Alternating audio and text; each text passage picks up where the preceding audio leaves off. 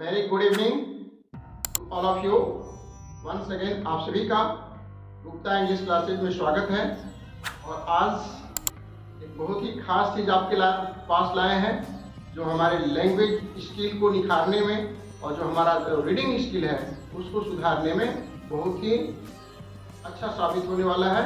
इसे आप लोग ध्यान से समझेंगे क्योंकि किसी भी लैंग्वेज को समझने के लिए जो 4 बातें हैं उसको जानना आवश्यक है। Listening, reading, listening, speaking, reading और राइटिंग। 4 चीज़ों पर हम लोगों को फोकस करना होता है और तब जाकर के हम किसी लैंग्वेज को ठीक से समझ सकते हैं और वह है LSRW। और उसके तहत आज मैं आपको ग्रामर के साथ साथ रीडिंग स्किल, रीडिंग स्किल को हम सिखाऊंगा और वह आपके लिए बहुत ही अच्छा साबित होने वाला है। तो इस पैसेज रीडिंग स्किल में हमने एक बहुत ही खास पैसेज को उठाया है, उससे आपका रीडिंग स्किल तो निखेगा ही, इसके साथ ही साथ आपका समान ज्ञान, रीडिंग स्किल, कॉम्प्रिहेंशन, सारी चीजें इसमें भरी हुई हैं। तो इसी को कहा जाता है आम का आम और गुठली का दाम। आइए तो हम लोग पढ़ते हैं और शुरुआत करते हैं। बेतला नेशनल पार्क, यह आपके रीडिंग स्किल को इम्प्रूव करने वाला है। Betla national park, okay, Betla national park, ठीक है। हमारे देश में पर्यावरण को संरक्षण के लिए, वनों को बचाने के लिए, वन्य प्राणियों को बचाने के लिए कई नेशनल पार्क स्थापित किए गए हैं। तो उसमें हम एक आज उठा रहे हैं Betla national park. Yes, Betla national park के बारे में जानेंगे, कहां पर है और इसका क्या महत्व है, ठीक है। Betla national park of Palamu offers a fascinating study of wildlife in natural surroundings studded with forest, hills and valleys। इतना को हम लोग समझते हैं पहले। Betla national park of Palamu offers, Betla national park Palamu में स्थित है और यह हमको ऑफर करता है, क्या ऑफर करता है? Of fascinating study of wild life. Fascinating क्या है? एडजेक्टिव है ना, विशेषण है। और उसके सामने क्या लगा है?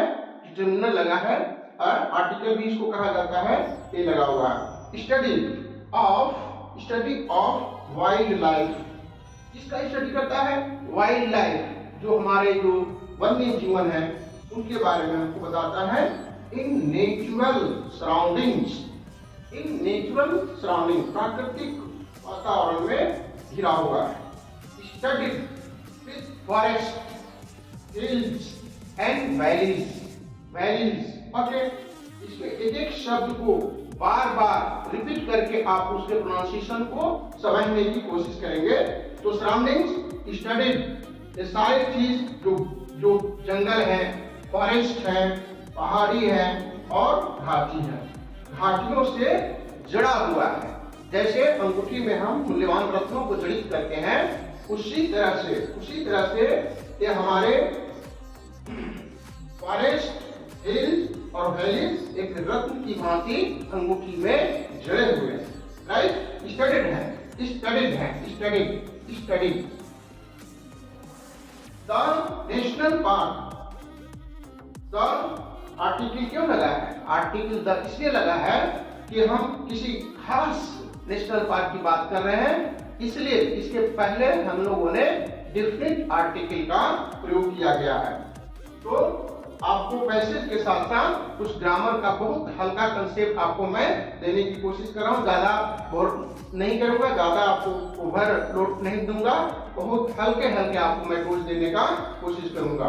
The national park has a large variety, national park has a large variety of wild life, है ना। तो इस पार्क की क्या खूबी है?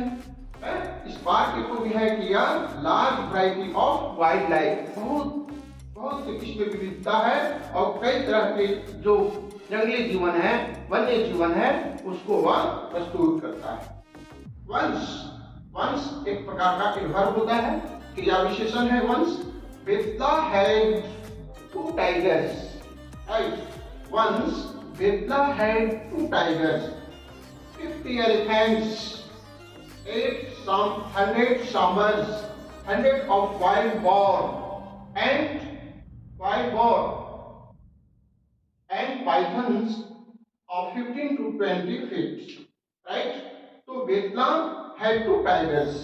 पहले वियतनाम में 2 बाघ थे, 2 बाघों की संख्या 2 थी। 50 एलिफेंट्स, 50 से अधिक हाथी, यस हाथी। 800 सांबर्स, यहाँ पर सांबर्स एक जंगली जानवर है जो कि इसकी संख्या 800 के करीब। हंड्रेड्स ऑफ वाइल्ड बॉर्स, ठीक है, बॉर्स है ना, यहाँ पर 100 की संख्या में जंगली बॉर है। बॉर का मतलब क्या होता है? एक प्रकार का जंगली फूल होता है, सांड होता है, जंगली फूल, जो कि अमेरिका में उसको अमेरिकन बुल भी कहते हैं, बैल भी कहते हैं, एक प्रकार का बॉर्स एंड नहीं सुकर, इसको सुकर कहते हैं, है ना, सुकर। And pythons and 15 to 20 feet, इसकी लंबाई 15 से लेकर के 20 फीट तक होती है। Hundreds of wild Bohr's, Bohr's का मतलब क्या होता है? शुकर होता है। एंड पाइथन्स, पाइथन्स सांप को कहते हैं, सांप जो बहुत बड़ा अजगर होता है उसको पाइथन्स कहते हैं। एंड 50 to 20 फीट, जो 15 से 20 फीट तक उसकी लंबाई होती है। आगे देखिए, most popular are the spotted deer. Deer spotted क्या है? डियर, है ना। डियर को यहाँ पर विशेषण लगा हुआ है, स्पॉटेड एडजेक्टिव, है ना। स्पॉटेड डियर का मतलब क्या होता है? जो धब्बेदार, जिसमें चित्र बना होता है, डिजाइन बना होता है, इस पे धब्बे लगे होते हैं, डॉट डॉट।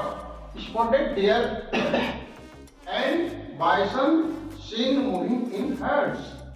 Bison क्या होता है? जंगली भैंसा, ठीक है, जंगली भैंसा seen moving in herds, एक ग्रुप में घूमते नजर आते हैं। The elephants are also seen in the region. The elephants, आप मार्क करेंगे, इसके पहले भी एलिफेंट आया है और यहाँ भी एलिफेंट आया है ना। आप यहाँ पर ग्रामर का एक कंसेप्ट समझ लीजिए। जब किसी पैसेज में पहली बार कोई भी चीज आता है तो उसमें हम इनडेफिनिट आर्टिकल का प्रयोग करते हैं, लेकिन अगर अगले सेंटेंस में आगे जब वह दूसरी बार आता है या उसका रिपीटिशन होता है तो वहां पर हम लोग द यानी द डेफिनिट आर्टिकल का प्रयोग करते हैं। The elephants are also seen in the region, इस क्षेत्र में हाथी भी बड़ी संख्या में देखने को मिलते हैं। The other animals to seen at the Vietnam include langur, rhesus monkey को कहा जाता है, chital, spotted deer, blue bulls and wild boars, ठीक है। इसके मतलब को हम लोग समझने की कोशिश करते हैं।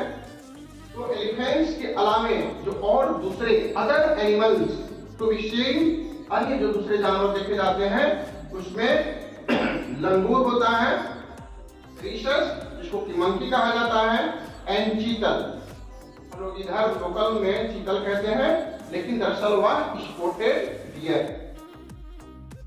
Blue bulls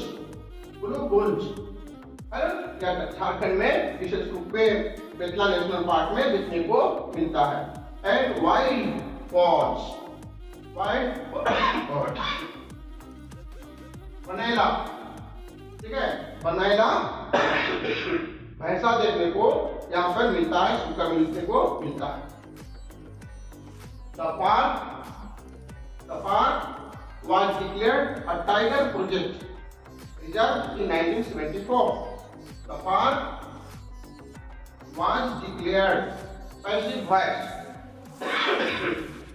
The park was declared, यहाँ पर पैसिव वॉइस का इस्तेमाल किया गया है। जब किसी भी वर्ब के आगे इस फैमिली का जो वर्ब लगता है तो उसमें हम उसको पैसिव वॉइस समझते हैं। क्रिया का तीसरा रूप लगता है was declared a tiger project reserve in 1974 और इसको 1974 ईस्वी में भारत सरकार ने क्या किया, टाइगर प्रोजेक्ट रिजर्व के रूप में घोषित किया। तो मित्रों, मेरे प्यारे बच्चों, आज आपके सामने हमने बेतला नेशनल पार्क के बारे में बताया है और इसके माध्यम से आपके रीडिंग स्किल को सुधारने का कोशिश किया है और आप लोग इसको बार बार देख करके समझने का अभ्यास करेंगे। That's all, thank you.